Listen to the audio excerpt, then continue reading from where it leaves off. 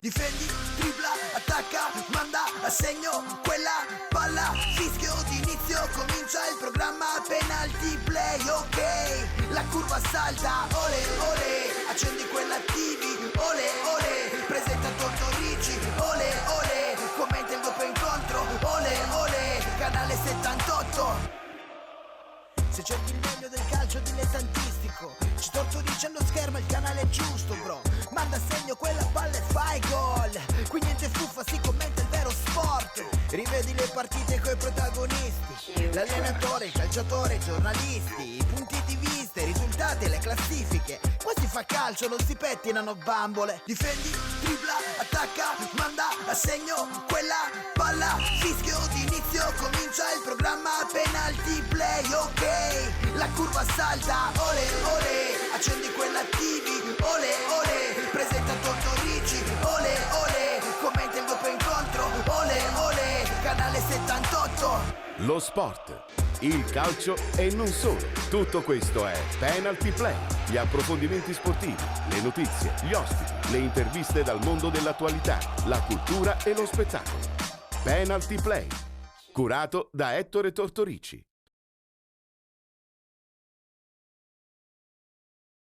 Buon pomeriggio telespettatori di Gold 78, canale 78 del digitale terrestre. Ritorniamo dopo la pausa del 1° maggio nella fascia quotidiana tra le 14:30 e le 15:30 di Penalty Play. L'approfondimento sportivo e non solo tra le 14:30 e le 15:30 tra un caffè e anche un digestivo. Qui molti, ad essere sinceri, prendono quasi sempre il caffè, chissà se anche il nostro ospite di oggi prenderà il caffè oppure il digestivo. Però prima di porre questa domanda al nostro ospite, che tra poco vado a presentare, vado a salutare il commentatore ufficiale del mercoledì, perché di mercoledì parliamo di calcio nazionale, Lega Pro, parleremo anche un po' di Champions per intenderci oggi, ovvero Gianluca Virgilito, che salutiamo. Ben ritrovato Gianluca. Grazie Ettore, un saluto a tutti gli amici ascoltatori. Ti stai preparando a cosa? La Champions League oppure a un Catania Rende?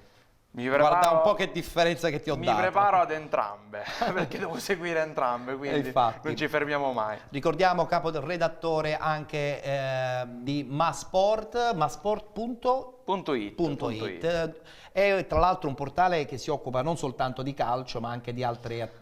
Ci occupiamo di tutto, tennis, pallavolo, con collaboratori veramente uno più bravo dell'altro, quindi ci divertiamo E così. sottolineo pure una redazione giovanissima, perché credo che bisogna credere nei giovani e soprattutto dare spazio ai giovani. È vero. Gianluca. E noi ci crediamo in questo, quindi ci stiamo scommettendo un po' tutti. Benissimo. Invece adesso andiamo a parlare con il nostro ospite della puntata odierna, ovvero Salvatore Giuffrida.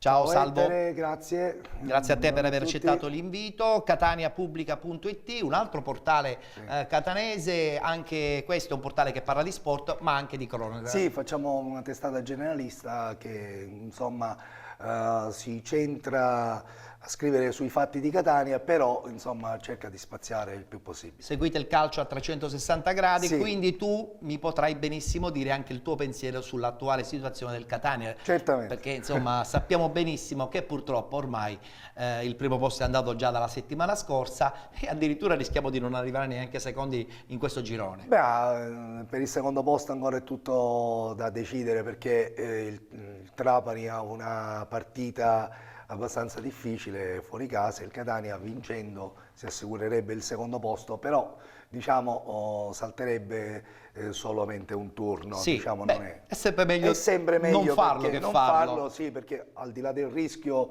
che c'è sempre in uno scontro diciamo diretto, eliminazione diretta, andata e ritorno tra l'altro. Sì, andata e ritorno, c'è anche da considerare la gestione che si deve avere nei playoff, che sono lunghi, difficili e con partite molto concentrate. Io direi pure che sono turni interminabili, perché sì. Tra un'andata e ritorno insomma si gioca poi nel giro di 3 giorni, esatto. spesso e volentieri, questa è una cosa importante. Però interminabile, perché poi passato un turno ce n'è un altro, poi si entra nelle semifinali, anche quelle sono partite andata e ritorno per la gran finale di Pescara. Avevamo detto tante volte che bisognava scongiurare questo evento, questa lotteria dei playoff, purtroppo il Catania non ce l'ha fatta. Adesso però è importante chiudere la stagione regolare cercando di prendersi questo secondo posto. Dipende molto da quello che succederà nella partita del Trapani, ovviamente, che sarà impegnato con il Cosenza, quindi non è una partita facile. Il Catania però ha da vincere la sua in casa contro il Rende, deve dare anche una dimostrazione importante, perché il fattore Massimino sta diventando una condizionale diciamo negativa. pure che è stato il problema della stagione, Sì, perché 10 partite vinte fuori casa, ne abbiamo perse fin troppo invece in casa. Purtroppo sì, quindi siccome credo non sia scontato che il Rende venga qui a cedere la partita, perché sta lottando per ottenere il quarto posto, ci sta provando. Chiaro.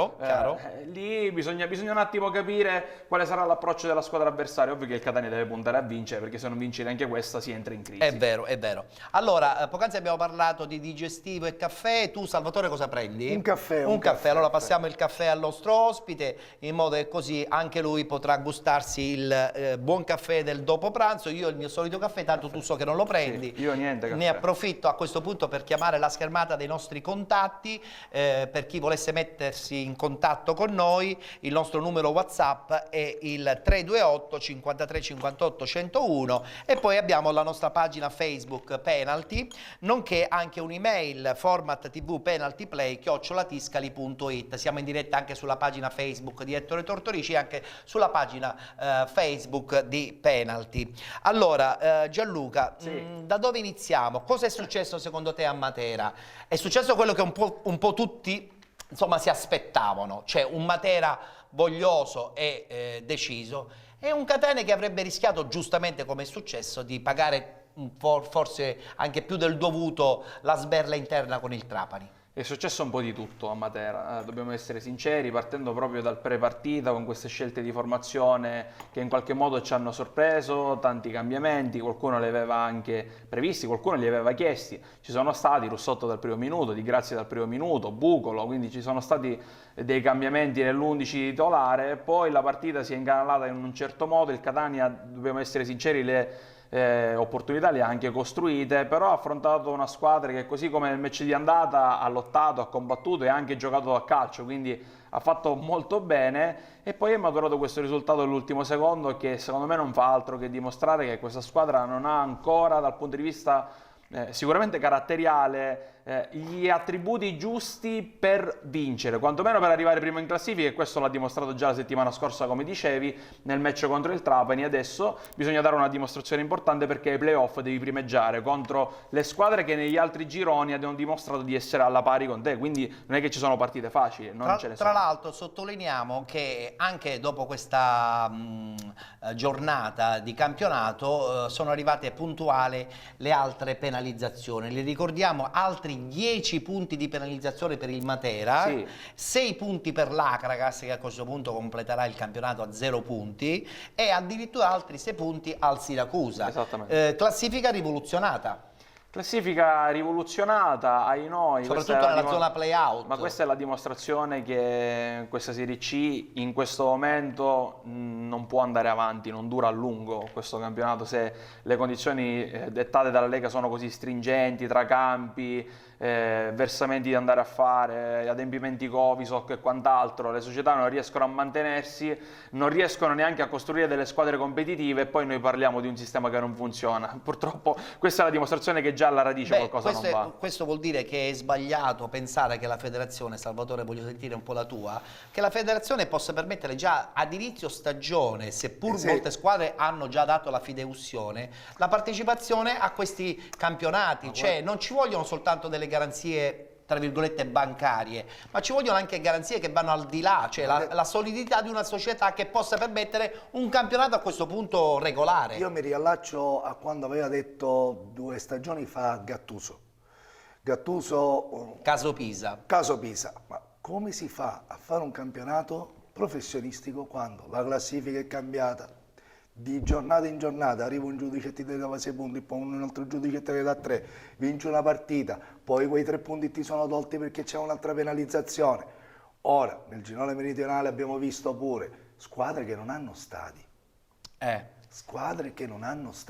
E giocano. Ora non me ne vogliono queste società che saranno correttissime, Però giocare senza avere una struttura e un impegno, diciamo, a 360, Certo. a 360 gradi è anche un po' mortificare il tifoso che vuole seguire la sua squadra. Chiaro. Io mi metto nei panni dei tifosi dell'Agragas che avrebbero voluto godere della propria E squadra. invece E lì quest'anno... subentrano altri fattori che sono quelli legati alle amministrazioni Certo. comunali. Certo, Certo. indubbiamente, però Che- questa potrebbe essere la richiesta di un'ulteriore garanzia da parte della federazione. Cioè, per esempio, l'esempio della Leonzio quest'anno, Sì. cioè è spuntato dopo il discorso ci vuole l'illuminazione per darvi l'agibilità. No, in realtà il discorso c'era già da prima dell'inizio della stagione, solo che negli anni passati si concedevano delle deroghe, diciamo, particolari, che poi ad un certo punto si è deciso di non concedere più, È vero. quindi probabilmente perché anche questi episodi si sommavano tra loro, diventava impossibile andare ad incastrare. Diciamo che quello che succedeva di solito è che squadre che non avevano l'impianto di illuminazione giocavano sempre Di giorno. di esatto, giorno, e quindi questo problema non se lo ponevano proprio. Esattamente. Ritornando un po' alla classifica, sottolineiamo chiaramente l'ennesima straordinaria partita, certo era importante per andare matematicamente in Serie B del Lecce che vince in casa con la Paganese, il Trapani che si ferma a 68 punti, il Catania rimane a 67 e a questo punto Juve Stabia con 54 punti, ufficialmente è la quarta classificata, e quindi potrebbe essere una vera e propria mina vagante per quanto riguarda i playoff. Attenzione, attenzione, perché se il Cosenza vince la sua partita va a pari punti e negli scontri diretti mi sembra che abbia un vantaggio sulla Juve Stabia. Se la Juve Stabia perde, quindi la Juve, certo, la Juve Stabia deve comunque garantirsi questo accesso ai playoff al quarto posto. Ci sono delle squadre che possono mettere in Ci sono alcuni difficoltà, incastri anche di partite. assolutamente, ci sono delle squadre che possono partire dal basso e poi arrivare fino in fondo, anche se credo che come l'anno scorso alla fine poi ci arriveranno quelle che ci devono arrivare. È vero, è vero. Noi giocheremo una partita alle 14:30 perché Sì, è stato rispostato di nuovo Esattamente. l'orario di inizio, non più serale ma alle 14:30. Anche questo, Manca Gianluca, ancora l'ufficialità, una ma c'è confusione grandissima incredibile. Una confusione sì, incredibile. Come si fa a dire ad aprile le partite si giocano alle 20:30 perché farà caldo ad aprile? Ma si può anche dire, il problema è Ma che mi se sembra poi un po' si decide esagerato. così, però si deve arrivare fino in fondo su questa però- E invece si cambia ancora una Guarda, volta. c'è stata una querel tra Catania e Lecce durante il campionato tra lo Monaco e sì, il sul Lecce. fatto che Di spesso e volentieri Bisceglie. capitavano No, che le di partite Bisceglie. non erano... La partita di Bisceglie, Bisceglie-Lecce. Il campo che era stato sempre dato regolare, Ah, sì, per sì, sì, una quella volta, polemica, quella sì. volta il campo si diceva che non poteva ospitare appunto gli spettatori e si sarebbe giocato a porte chiuse. Ma questo tutto nell'arco di qualche giorno, il prepartita, Sì, sì. proprio C'è con molta confusione. un'indecisione. C'è molta una confusione, chi deve confusione. dare delle regole probabilmente è un po' lento e quindi Sì, crea questi discussioni malintesi. tra prefetture, quant'altro, organi che cambiano idea. Comunque, tornando al discorso della partita di domenica alle 14:30, c'è sì. un Catania-Rende. Guardando la classifica mi rendo conto che il Rende potrebbe anche aspirare ad un ulteriore miglioramento di questa classifica. Certo. Un Rende che, diciamo pure, è già sicuro di far parte dei playoff. Potrebbe migliorare la posizione addirittura nei confronti di un Monopoli che invece giocherà una partita impegnativa con il Trapani. Eh sì, la No, partita... con il Lecce. Con il Con il Lecce, Lecce. chiedo scusa. Con il ma C'è il Lecce- derby. Ma sì, la partita è sempre un derby, anche se il Lecce secondo me un po' mollerà, perché una volta che Certo. questa è ancora una festeggiando. stanno Stanno ancora ancora festeggiando, ma è normale dopo 6 anni di Anzi, attesa. tra poco vedremo una bellissima clip proprio sul Lecce. Dopo Dimmi. 6 anni appunto Eh. stanno festeggiando, quindi il Monopoli secondo me Potrebbe non avrà essere molto tutto- più disponibile. Sì, il Lecce non è più un avversario molto temibile, anche se poi sempre derby è. Assolutamente. Ritornando al discorso del Monopoli, sembrava che fosse proprio il Monopoli la squadra che bilanciava un po' tutta la parte finale, invece poi la vittoria del Trapani a Catania ha un po' fatto saltare qualche risultato prevedibile? Io devo dire che il Monopoli avrebbe anche potuto determinare la classifica finale se il Catania ne avesse approfittato vincendo a Matera, nel senso che comunque il suo Monopoli l'ha fatto rallentando il Trapani. Certo, ha pareggiato. Ha pareggiato fuori casa, tra l'altro ha ottenuto un ottimo risultato del Monopoli, però se dal canto suo il Catania la partita la va a perdere, è chiaro che non riesce ad avere questa determinazione in positivo. Però in qualche modo tiene i giochi aperti, perché come dicevamo Cosenza Trapani non è una partita facile e quel punticino può diventare rilevante se il Trapani non vince lì, il Catania vince invece la sua partita. Chiaro. Infatti, guardando un po' la classifica, al secondo posto abbiamo il Trapani con 68 punti, il Catania a 67, in base anche alle ulteriori penalizzazioni da parte del giudice nei confronti di Matera, Acracas e Siracusa. La Juve Stabia si ferma a 54, 51 il Cosenza, Monopoli rende 50 punti, la Casertana, che secondo me è un po' la delusione di questo girone, ferma a 47 punti, entra a sprombattuto, e devo dire che è già un successo, la Sicula Leonzio con 46 punti e il Francavilla con 45. Sulla carta il Bisceglie a 42, dovrebbe stare anche a guardare i risultati proprio di domenica per capire se potrebbe agganciare questo discorso dei playoff. Abbiamo visto veramente di tutto, come dicevi tu, parlavi della Casertana come di una delusione, secondo me hai un po' ragione, no? Perché poi nella seconda metà di stagione da una zona salvezza si è passato in una zona playoff. Questo significa che se questa squadra avesse giocato tutto il campionato in una certa maniera, forse avrebbe anche potuto fare qualcosa in più. È stato il campionato di squadre come Rende, come Bisceglie stesso, che hanno saputo imporsi, secondo me dimostrando anche purtroppo che quest'anno il livello è rimasto basso, qualitativamente basso secondo me. Anche se però, Salvatore, io credo che il Francavilla, quando è venuto a giocare, poi voglio sentire anche quello che dice Gianluca, quando è venuto a giocare qui a Catania, il Francavilla ha perso sì 1-0, ma probabilmente ha fatto una partita bellissima. Io credo che sia stata la squadra più forte che abbia giocato quest'anno al Massimino. Guarda, dal punto di vista tattico. La Virtus Francavillo ormai è una realtà che tutti devono tenere in considerazione, esprime un bel calcio con un modulo ben coadiuvato. Non scordiamoci non solo la partita che ha fatto al Massimino in questa stagione, ma anche altre partite che ha fatto. Io voglio ricordare una partita che è triste per i tifosi rossazzurri, è la sconfitta del Catania proprio a Francavilla. Ah sì, la scorsa stagione. La scorsa stagione, ma ragazzi, questi giocano bene, giocano a memoria, esprimono un gran calcio e possono essere una mina vagante reale per i playoff, perché non hanno niente da perdere. Non hanno niente da perdere. Salvo ci lancia un assist, perché in realtà la squadra dell'anno scorso è molto differente anche negli interpreti rispetto a quella. Tra l'altro il centravanti titolare è passato a Lecce, no? Quindi si sono anche, volendo, un po' indeboliti. La vera forza di questa piazza è la società, una società veramente molto intelligente che lavora in modo oculato, quindi sicuramente se li terranno stretti lì a Francavilla Fontana. Tra l'altro un allenatore che io ritengo, secondo me, il più interessante in questo girone C del campionato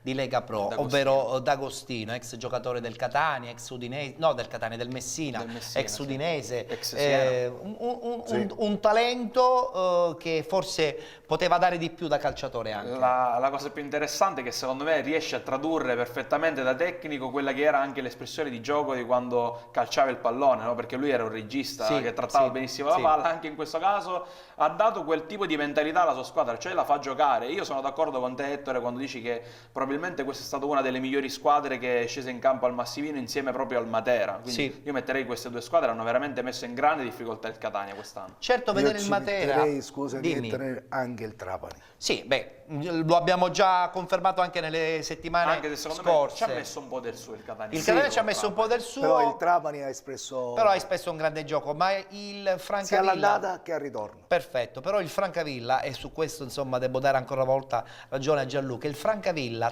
tatticamente, il giro palla del Francavilla è stato superiore rispetto a quello del Trapani. Sì. Io ho questa sensazione. Sono d'accordissimo. Dicevo, questo Matera che addirittura batte il Catania, quindi potenzialmente rientra con grande merito nei playoff, adesso con questi 10 punti 10 punti, torna di nuovo indietro, probabilmente andrà a salvarsi lo stesso perché nei play-out in questo momento sulla carta Sì, è già salvo, insomma è già salvo. non ci dovrebbero essere problemi perché sono 6 Se punti dovessero dalla arrivare Paganese. altri 10 punti, certo sarebbe incredibile. Matera 36, Paganese e Fondi sono 32 e 30, quindi già sulla è carta è già salvo, matematicamente già è salvo. Però è una cosa che dispiace, no? Cioè non vedere il Matera di Auteri nei playoff e con tutto il rispetto vedere che so, qualche altra squadra come ad esempio la Casertana che probabilmente rispetto al Matera ha disputato un campionato stato meno inferiore, costante. è una cosa strana. Però vedi, torniamo sempre a quel punto, probabilmente la dirigenza, la società del Matera non è che si è comportata benissimo come altre. C'è stato qualcosa che non è andato a buon fine e poi bisogna andare a capire se il problema è la Lega, se il problema sono le società. Certo è che vedere una squadra penalizzata di 19 punti complessivi, non lo so come che possa fare un campionato di Serie C. Comunque va bene. Allora io andiamo faccio avanti. Il Catania ne ha avuti 11 se non sbaglio. Sì, vabbè, ma Altre per ragioni, altre però, ragioni, altri motivi. per altre Altri ragioni. motivi. No, io faccio una riflessione e dico, ma allora a questo punto che cosa succederà secondo te nei playoff? Il Catania, mettiamo il caso, arrivi terzo, disputerà 7 incontri potenzialmente prima di arrivare a giocarsi la finale, anzi la finale dovrebbe essere la 7ª partita. Esatto. Secondo me parte a questo punto con un handicap, nel senso che quello che ci ha fatto vedere in queste ultime domeniche è chiaro, un Catania in affanno. E poi sento anche Gianluca. Insomma, intanto il Catania col Matera era privo di Lodi. Il Lodi in questa squadra ha dimostrato di essere molto importante ed è una figura che nel campo è molto preservata dagli schemi di Lucarelli, appunto in modo tale da liberarlo da marcature asfissianti e dare passaggi. L'unico, diciamo, nel centrocampo con i piedi veramente di un'altra categoria. Siamo educati. Proprio di un'altra categoria. In Serie A faceva la differenza, figuriamoci in Serie C. Però c'è l'età, sì, c'è l'età. Si corre però, un po' di meno adesso. Sì, ma c'è gente che corre per lui in questo Catania. Dipende chi è questa gente, sì, c'è perché gente ultimamente, e Gianluca qui entri tu, ultimamente chi accompagna la fase di costruzione di Lodi zoppica, non abbiamo un grandissimo Biaggianti, Ma io anche il suo partner di sinistra non eccelle. Mazzarani. Allora io parto da un presupposto, secondo me dobbiamo tener fuori l'analisi dei singoli elementi. Sono d'accordo. Partiamo da questo presupposto perché è proprio un atteggiamento di squadra che in determinate circostanze è venuto totalmente meno.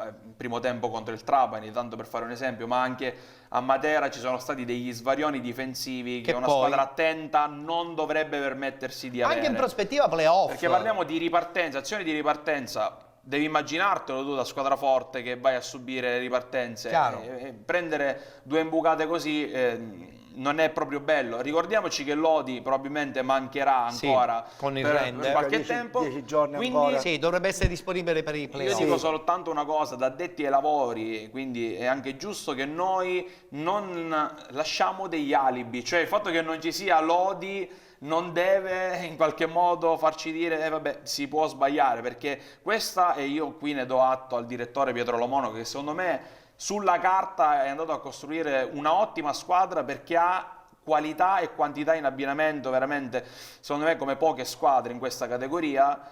Mi dispiace veramente sentir dire ad addetti ai lavori che un giocatore in qualche modo ti va a mozzare le gambe e minare quella che può essere la prestazione di una squadra. Perché non è stata costruita per essere questa la situazione, insomma, in sostanza. Però quando tu sei abituato a fare un certo determinato tipo di gioco, e poi ti arriva la mazzata Salvo, del... Questo è il problema, questo è il problema del Catania, perché... Ma questo è un problema di gestione complessiva, esatto, però certo. Perché non hai probabilmente... preparato delle cose diverse. Io ti dico una cosa, però sì, con la costruzione di gioco attuale del Catania, quando ti arriva la mazzata qualche giorno prima della partita, Lodi manca, infortunato, 15 giorni, devi ripreparare tutto in 2 o 3 giorni, non è neanche semplice, per carità di Dio. Anche se mister Lucarelli ci ha abituato un po' a questo cambio di formazione spesso e volentieri ogni settimana. Però anche se noi abbiamo visto che quando è mancato Lodi qualcosa manca. Ora il Catania ha perso a Matera al di là di Lodi. Ecco, perfetto. Al di là di Lodi. Vi fermo però qui. Quello ha ha inciso qualcosa. Ritorneremo a parlare del Catania anche abbondantemente nella seconda parte, perché adesso giustamente dobbiamo dare onore al Lecce. Bisogna dare onore ai vincitori. Certo. Hanno vinto un campionato grazie anche al fatto che probabilmente qualche squadra non ha reso al top, e su questo dobbiamo fare purtroppo il nome del Catania. Sì, diciamo che più che altro non ha approfittato delle occasioni che si sono Benissimo, presentate, lo vogliamo dire in modo più però carino. è anche vero che il Lecce i suoi punti li ha fatti, Certo. e sono tanti, 74, e da 5 stagioni che cerca disperatamente di ritornare in Serie B. Quest'anno è stato l'anno buono, guarda caso proprio nell'anno in cui c'era il Catania, e vabbè, piangeremo anche di questa cosa. Però è anche vero che bisogna dare onore ai vincitori. Allora abbiamo una clip con un'intervista anche particolare a Liveriani sulla straordinaria cavalcata della squadra pugliese.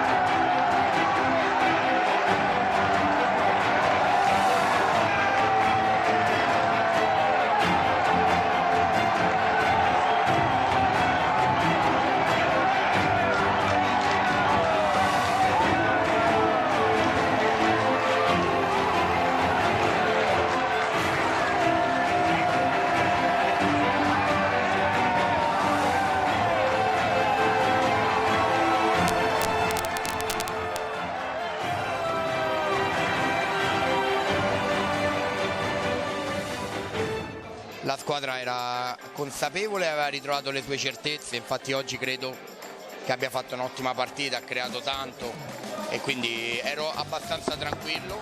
È normale che c'è la tensione di un obiettivo, però la squadra oggi non mi ha fatto strillare tanto. Devo dire che ero convinto che comunque non le avrebbero vinte tutte, sia il Catania che il Trapani, ed ero convinto che il Catania, lo scontro diretto, non era così scontato come invece tutti davano. Però è normale che dovevamo ripartire noi, quindi credo che il bivio fondamentale è stata la vittoria a Reggio Calabria, oltre ai 3 punti, è stato quello che ha ridato forza ai ragazzi, e le ultime 2 partite sono andati come lo avevano fatto prima del momento negativo. Lecce veramente aveva fame di tornare nel calcio che conta, lo ha fatto con Liverani, che dopo aver salvato la Ternana porta il Lecce in Serie B. Le devo chiedere quale sarà il futuro.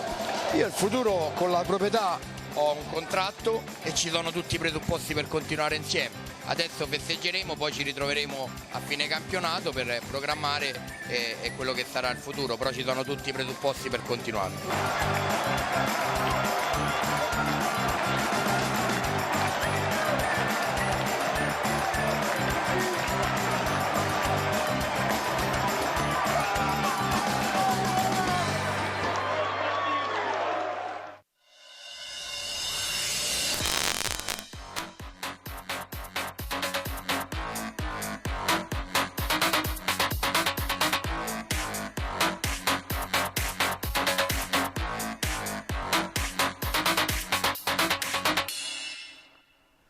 Onore dunque alla squadra di Liverani, che ha vinto questo girone C del campionato di Serie B. Da quello che si dice anche la prossima stagione dovrebbe rimanere in sella al gruppo salentino, e probabilmente non è escluso magari che tenteranno il grande salto, perché sai, Lecce ci ha abituato al doppio salto in 2 anni.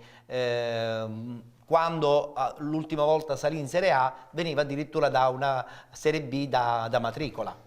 Ma l'anno prossimo le premesse sono di un campionato ad alto coefficiente di spettacolarità, ecco, se vogliamo dirla così, perché il Livorno avrà lo stesso obiettivo probabilmente, il Padova è comunque una piazza molto importante, la squadra che vincerà i playoff pure, certo. Chi sta retrocedendo dalla Serie A, vedi il Chievo che in questo momento potrebbe retrocedere, c'è il Benevento, insomma una cadetteria veramente assurda quella che si potrebbe configurare, una sorta di A2 per una volta, fatemi passare questo termine. Il Lecce ha vinto con merito alla fine, come dicevamo anche prima del servizio, ha saputo anche sfruttare i momenti di debolezza delle altre realtà, quindi niente da dire, assolutamente. I punti premiano, i numeri alla fine sono incontrovertibili, sono la legge del calcio. E da veri sportivi dobbiamo anche confermare che comunque bisogna dare sempre onore ai vincitori, quindi un complimenti grande quanto una casa, giustamente, alla squadra del Lecce. Allora ci fermiamo, abbiamo lo spazio pubblicitario, adesso rientreremo in studio, parleremo di un'altra bella realtà siciliana, perché noi parliamo sempre di Catania, abbiamo parlato anche del Trapani, purtroppo abbiamo parlato poco dell'Akragas perché la stagione è stata veramente negativa, e abbiamo un po' parlicchiato del Siracusa, ma abbiamo veramente parlato poco invece di una squadra che probabilmente giocherà i playoff, ovvero la Sicula Leonzo. Dovremmo avere tra l'altro nella seconda parte al telefono il direttore sportivo Davide Mignevi. Ci fermiamo, c'è la pubblicità, a tra poco.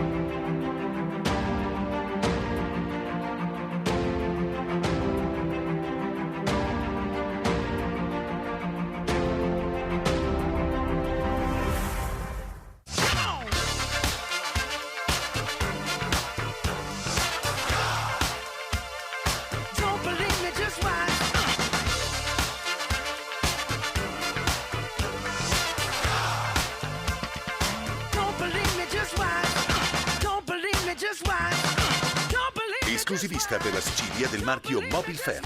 Infoline 336 9207 27.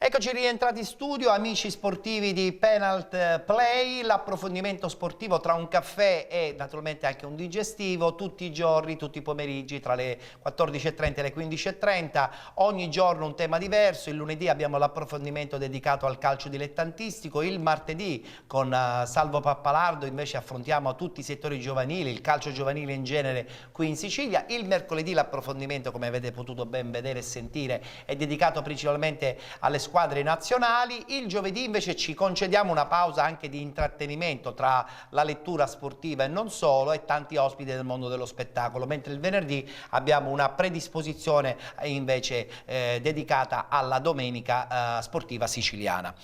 Abbiamo parlato della Sicula Leonzo e siamo contenti a questo punto di parlare con il direttore sportivo Davide Mignemi, che abbiamo già in linea. Buon pomeriggio Davide.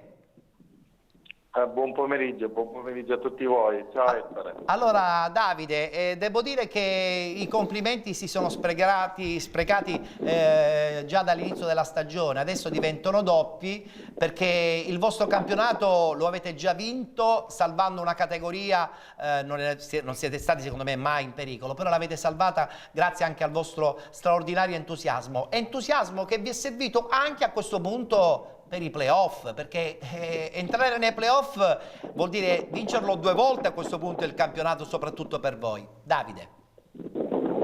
Sì, per noi è tanta roba per tutto quello che abbiamo passato quest'anno, per come ci siamo arrivati, per le varie vicissitudini e per essere soprattutto una neopromossa che si affacciava per la prima volta al professionismo. Questo è sintomo che si è lavorato in un determinato modo come piace a noi e i risultati si sono visti, merito comunque dei ragazzi che hanno fatto una grande annata, hanno costruito veramente un grande campionato assieme al tecnico e grazie anche alla società che è stata capace in tempi record di adeguare l'impianto con le Torri Faro. L'impianto indubbiamente adesso è vestito di nuovo e siamo molto contenti. Quando avete capito che con il cambio tecnico in panchina probabilmente la Sigola avrebbe svoltato, creato un nuovo entusiasmo e anche una nuova posizione in classifica che alla fine vi ha permesso anche di arrivare quasi sicuramente ai playoff? Ma eravamo tutti convinti che il lavoro fatto quest'estate nel corso della costruzione della squadra fosse stato un lavoro positivo, un lavoro buono. Mancavano i numeri, mancava la continuità di risultati, cosa che poi abbiamo trovato e avendo poi i risultati dalla nostra parte abbiamo acquisito molto in autostima, che ci ha dato quella spinta in più, quella consapevolezza in più che potevamo non fermarci allo step della salvezza, ma lottare per un posto tra le migliori del girone. Certo. E siamo contenti di averlo ottenuto. Questo è passato attraverso un campionato dove per 7 mesi siamo stati distrattati, siamo stati costretti a giocare perennemente in trasferta e questo aumenta ancora di più e valorizza ancora di più il nostro risultato. Infatti. Gianluca Virgilito in studio per una domanda. Intanto, direttore, buon pomeriggio, complimenti perché con questa penalità del Matera sostanzialmente questi playoff sono certi ed è un grandissimo traguardo, quindi complimenti anche da parte mia. Io a questo punto cerco di focalizzarmi anche su quello che è l'approccio della vostra società a questi playoff, perché avete dimostrato durante la stagione di essere una realtà capaci di andare a battere le migliori. Il Catania lo avete battuto, il Lecce lo avete fermato, il Trapani lo avete battuto pure, e quindi significa che comunque siete lì, siete attrezzati, avete la voglia e anche la capacità dal punto di vista tecnico di affrontare questi incontri. A questo punto la Sigola lo affronta sicuramente per fare bella figura, ma vorrebbe anche vincerli questi playoff, ci proverà quantomeno, direttore? Ma se siamo arrivati fino a qui ce lo siamo meritati, ce lo siamo sudati e certamente non vogliamo stare a guardare proprio adesso. Vogliamo giocarli con la consapevolezza e anche con la spensieratezza di chi si ritrova ad ottenere anche qualcosa in più di quello che era il risultato sperato. L'ho detto anche ai ragazzi ieri, io credo che comunque adesso inizia un altro mini campionato dove conteranno tanto le motivazioni che avverranno anche a livello psicologico, non solo che tecnico, perché comunque adesso arrivano anche i primi caldi, quindi conta anche chi sta bene sia fisicamente che mentalmente, quindi si riparte un po' tutti dallo stesso piano. È chiaro che comunque andremo a scontrarci con realtà molto più grosse delle nostre che erano partiti già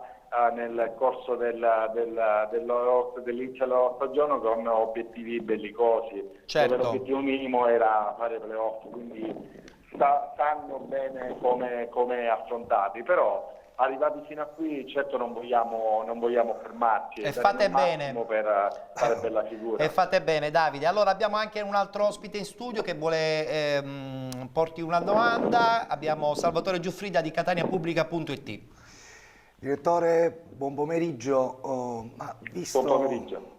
Ma visto questo andamento che ha avuto poi la vostra squadra con questi appunto risultati splendidi, ma quanto rammarico c'è per non aver potuto giocare tutte le partite in vostro stadio, in casa? E poi qual è stata per voi la partita, diciamo, che vi ha consacrato, che vi ha fatto veramente far capire che questi playoff erano possibili?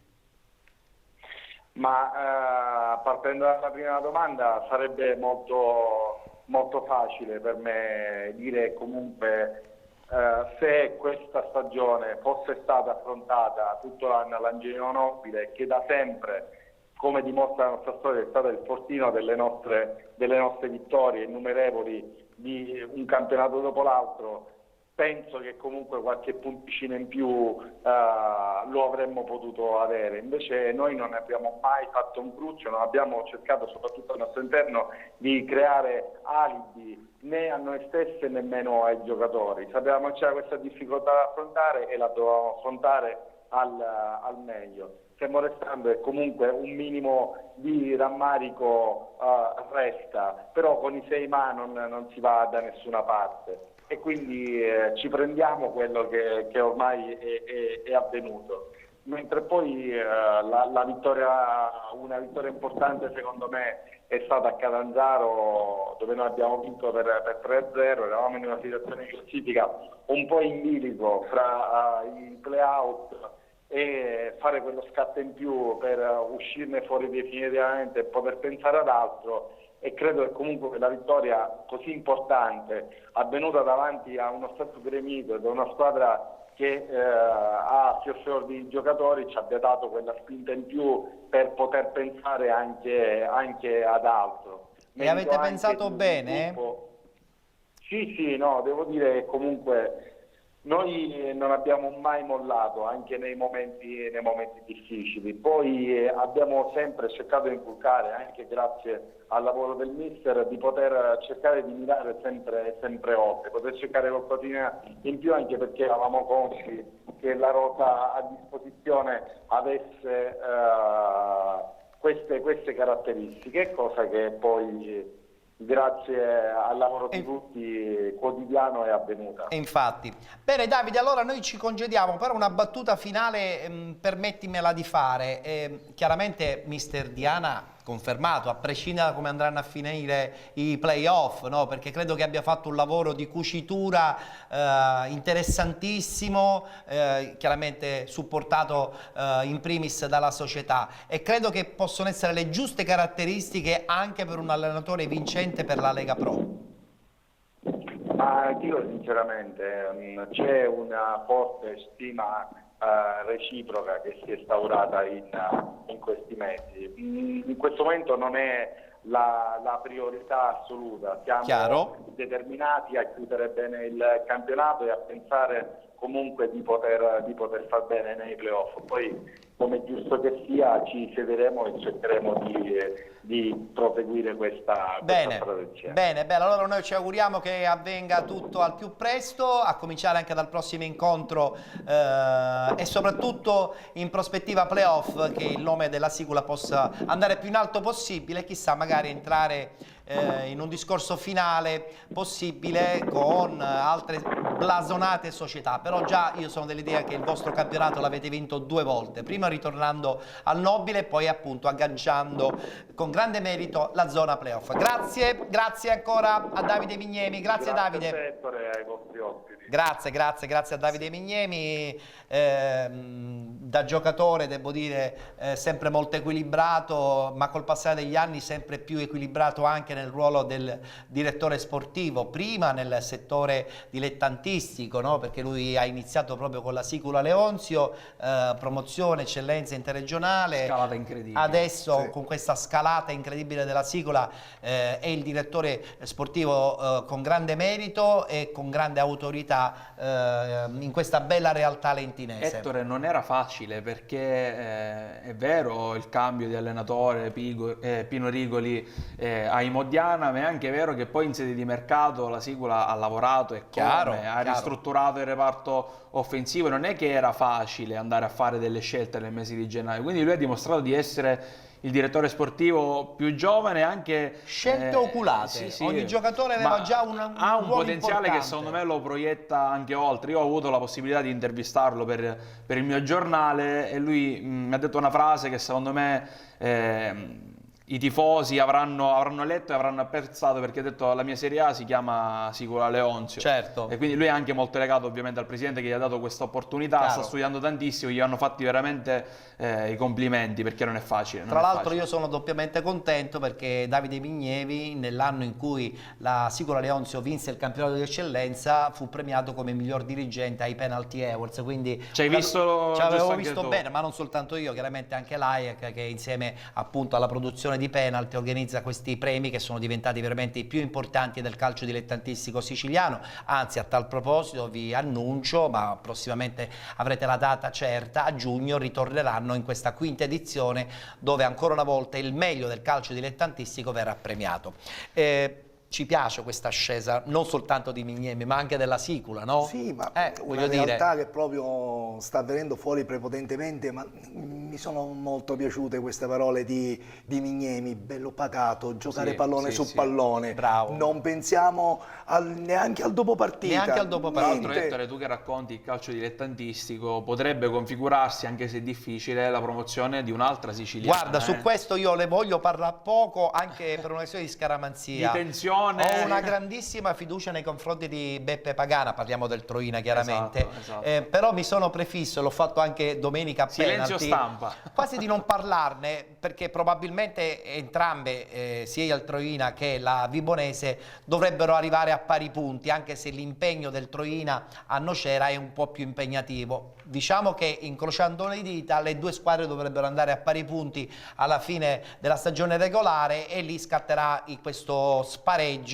e il Troina, quindi una nuova società, per la prima volta potrebbe raggiungere la Lega Pro, e tra l'altro insomma una provincia bistrattata come quella ennese, no? Perché Troina è provincia di Enna, non è neanche provincia di Catania, perché molti sono convinti che è provincia di Catania, invece è provincia di Enna, quindi Enna calcistica potrebbe riabbracciare una Serie C, un professionismo che manca veramente da oltre 40 anni. Era giusto secondo me fare questa piccola... No, hai fatto bene. Il Troina tra l'altro si è fatto anche ben guardare in un amichevole contro il Catania a Torre del Grifo. Inizio stagione. Sì.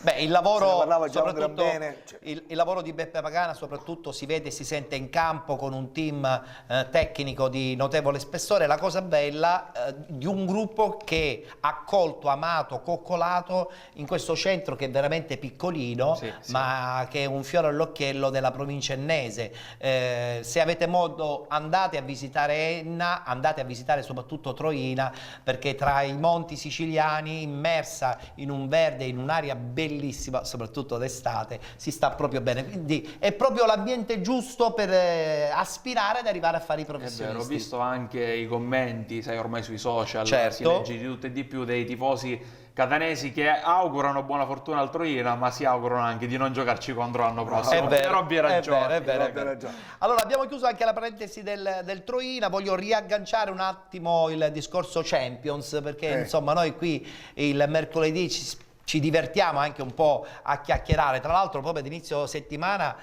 dopo gli scontri di Liverpool, abbiamo avuto anche dei collegamenti con alcuni giornalisti romani, i quali hanno comunque confermato che ciò che è successo a Liverpool è giustamente da condannare, così come ha fatto sia il mister e tutta la squadra, e che la prossima partita che disputeranno, cioè quella di stasera a Roma, non è una partita facile. Voglio sentire un po' il pronostico dei voi ospiti, perché poi mi piace chiudere anche con un regalo per gli amici di Bronte. E allora, vuoi un pronostico? Sì. Partita difficilissima, non sarà facile come tra virgolette lo è stato contro il Barcellona. Voglio essere ottimista e dire che la Roma ce la possa fare, però obiettivamente la vedo più un 2-1 per la Roma. Attenzione, abbiamo detto questo anche quando stavamo per andare a vedere la partita con il Barcellona, a giocare la partita col Barcellona. Allora speriamo che sia di buon auspicio. E di buon auspicio secondo te, Salvo? Ma io intanto sono più o meno dell'idea di Certo, parlare da Troina alla Champions è una cosa un po' di spiazza. È il bello del calcio. Il bello del calcio, perché poi il gioco è quello. Certo. È quello. Ma guarda, io non vedo la Roma, diciamo, proiettata una partita, una cavalcata facile, come poi non era nelle previsioni, ma come lo è stato poi con il Barcellona. Certo. Fondamentale sono se la partita si sblocca subito. Sì, col Barcellona si è sbloccata subito. Non vorrei che invece il Liverpool, ahimè per la Roma, partisse forte, là sarebbero guai. Più perché che partisse forte, le ripartenze forti di Salah che potrebbero creare qualche problema. Sì, perché insomma questa è una squadra che il Liverpool che non riesce a difendere benissimo. Sì. Però la sua forza è il giropalla forte, Sì. veloce, Ripartenze impressionante, con 4 tocchi precisi si va già pronti al tiro. Sì, E molta quindi? verticalizzazione, poi c'è Salah che in questo momento è un cecchino. Bene, allora abbiamo... Dimmi. Posso dare delle Sì. percentuali? Sì, dai, vai. Dai, secondo me 35% Roma. Sì. Il resto Liverpool, Il resto però, Liverpool. Però sarà una partita bellissima da non Bellissima. perdere in TV tutti noi questa sera, anche perché insomma c'è stata la caccia al biglietto, non ci siamo riusciti. E speriamo che in questa occasione gli arbitraggi non vadano ad incidere, perché se ne sta parlando sì, troppo. Se ne sta parlando troppo, invece potrebbe essere Beh. una partita che così fa riappacificare tutti con il mondo del calcio. Ho parlato del Bronte perché 2 settimane fa il Bronte ha raggiunto il campionato di promozione dopo tanti anni. Abbiamo mandato in onda domenica scorsa il video della festa di Bronte. Siamo stati tempestati da tantissimi amici telespettatori di Bronte, i quali vorrebbero rivedere, alcuni non l'hanno visto, quindi vedere per la prima volta di nuovo questo video della festa. Allora, quale migliore occasione all'interno di Penalty, che parla sì di calcio nazionale, però ogni tanto raccontare alcune isole felici ci piace. Abbiamo parlato del Troina, ancora prima della Sicula Leonzio, adesso in maniera molto più ridimensionata, ma sicuramente con la stessa energia, vogliamo far rivivere anche e soprattutto per gli amici di Bronte e non solo, la festa della promozione in promozione del Ciclope Bronte.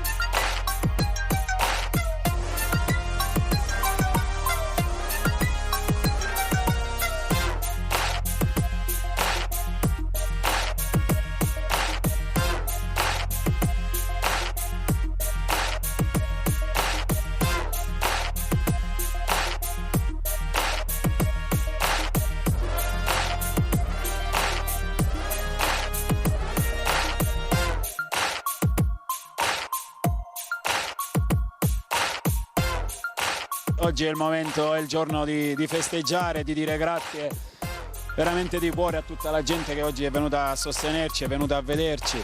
Siamo veramente felici di aver regalato questa gioia alla Bronte calcistica, ma è una vittoria di tutta Bronte. Lasciami dire che abbiamo vinto noi, hanno vinto i ragazzi, ma ha vinto oggi tutto il paese, perché credo che impostare un lavoro come abbiamo fatto noi con dei ragazzi solo ed esclusivamente locali, cercare di portare avanti questa diciamo, linea non è stato facile, però alla fine i risultati ci hanno dato ragione e sono veramente strafelice per quello che abbiamo conquistato.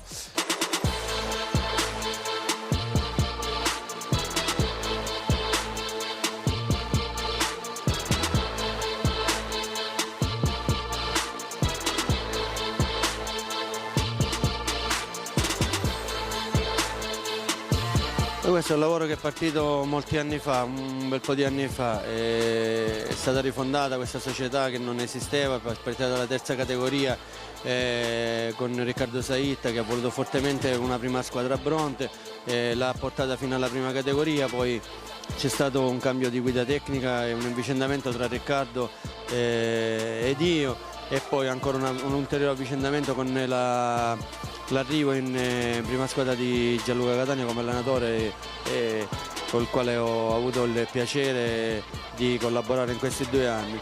È chiaro per le nostre potenzialità, è chiaro che dobbiamo fare affidamento al settore giovanile, dove dobbiamo attingere a piene mani. Questa è una squadra fatta di locali interamente, è fatta però da locali che magari qualcuno ha qualche annetto in più, e quindi adesso si volta pagina, è necessario attingere ancora al settore giovanile e fare un saltino in avanti perché la categoria prossima lo richiede. Intanto ci prendiamo questa meritata promozione, poi giustamente l'anno prossimo vediamo un attimino come ci organizziamo, qualche innesto sicuramente nuovo ci vorrà, però penso che effettivamente potrà essere competitiva, quindi un bravo a tutti, ai nostri tifosi, ai ragazzi che ci hanno sostenuto, ai giocatori, allenatori, mister, a tutto, e quindi veramente è stata una bella festa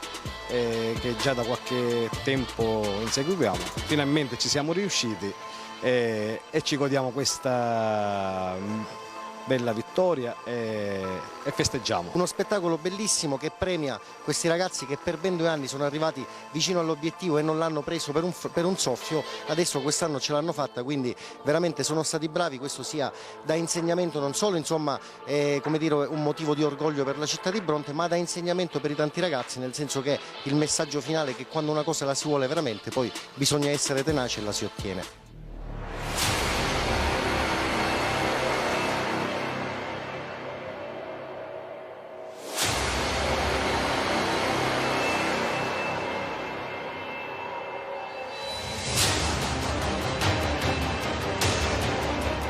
Tante difficoltà perché sappiamo che questa è una società che si fonda sul gruppo di ragazzi brontesi, lo dissi a un'intervista contro il San Leone, e tutti i ragazzi di Bronte, meno male come hai detto tu poi l'apporto di Luca Marullo, perché veramente sarebbe stata veramente dura.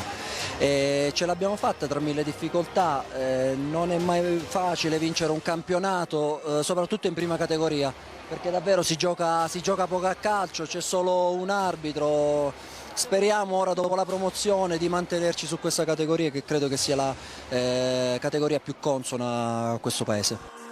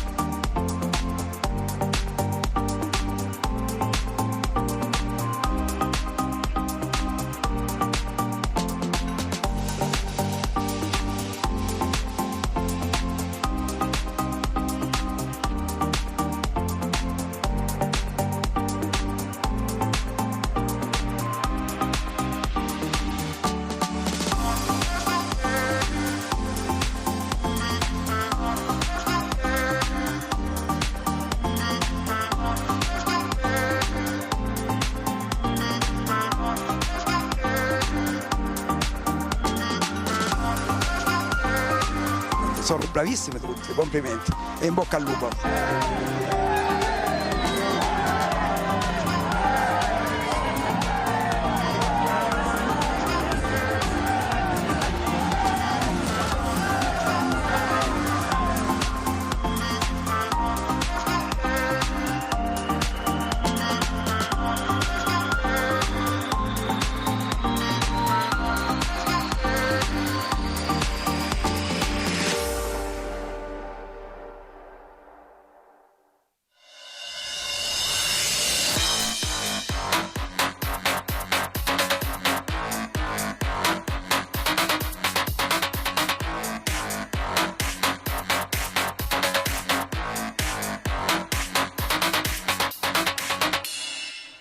E così abbiamo accontentato anche gli amici di Bronte che ci seguono in tanti, soprattutto la domenica con Penalty che racconta il calcio dilettantistico. Abbiamo voluto accontentare quelli che non hanno ancora visto, non avevano ancora visto questo film dei festeggiamenti. Siamo contenti, se volete potete adesso anche rivederlo sulla pagina Facebook, siamo anche in diretta sulla pagina di Ettore Tortorici e anche sulla pagina di Penalty. Penalty Play che comunque ritornerà domani, quindi voglio salutare a questo punto il nostro ospite, Salvatore. Grazie all'invito. Ben trovato. Salutici la tua caporedattrice Elisa Catanzaro di cataniapubblica.it. Grazie. Grazie e Forza Catania, chiaramente. Sempre. Bene, invece con Gianluca, sempre puntuale il mercoledì, sperando che a questo punto, tornando mercoledì prossimo, abbiamo un'idea ancora più precisa su questo Catania post rende. Di sicuro l'avremo più precisa sulle partite che il Catania giocherà, poi su quel che sarà in questa lotteria dovremo viverla insieme. Che seguiremo noi di Penalty Play. Ci divertiremo. Sperando di arrivare più lontano possibile. E la data della finale, la ricordi o ti prendo alla sprovvista? No, credo che sia a metà giugno, non ricordo se è il 18 o se è il 9. Diciamo che i mondiali sono già iniziati in quel caso, perché iniziano il 13 giugno, Sì, quindi vabbè, ok, vedremo di fare entrambi informazioni sia sui mondiali e anche ad un eventuale finale playoff del Catania in quel di Pescara. Noi ci fermiamo qui, ringraziamo come al solito la regia curata e coordinata da Giuseppe Giuffrida, oggi guidata anche e soprattutto da Andrea Salerno e Roberto Di Marco. Vi ringrazio, vi do appuntamento a domani a partire dalle 14:30. Domani ci rilasseremo un pochettino, parleremo di libri, parleremo di sport, parleremo anche in un certo senso di musica, quindi vi aspettiamo domani alle 14:30. Grazie a tutti. La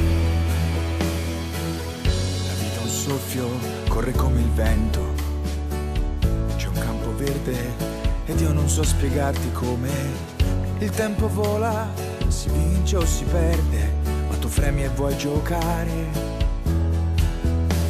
Mi insegni che la vita la posso amare anch'io, è la mia partita e so per chi ti fare amore mio, vinci per me, tu che sai come fare, corri per me, tu che sai dove andare, sei il campione della vita e se tutto è un campionato con la strada in salita, non ci manca il fiato, perché vincere è la ragione per cui tu sei nato. Perché vincere è la ragione per cui tu sei nato. Perché vincere è la ragione per cui tu sei nato. Perché vincere è la ragione per cui tu sei nato.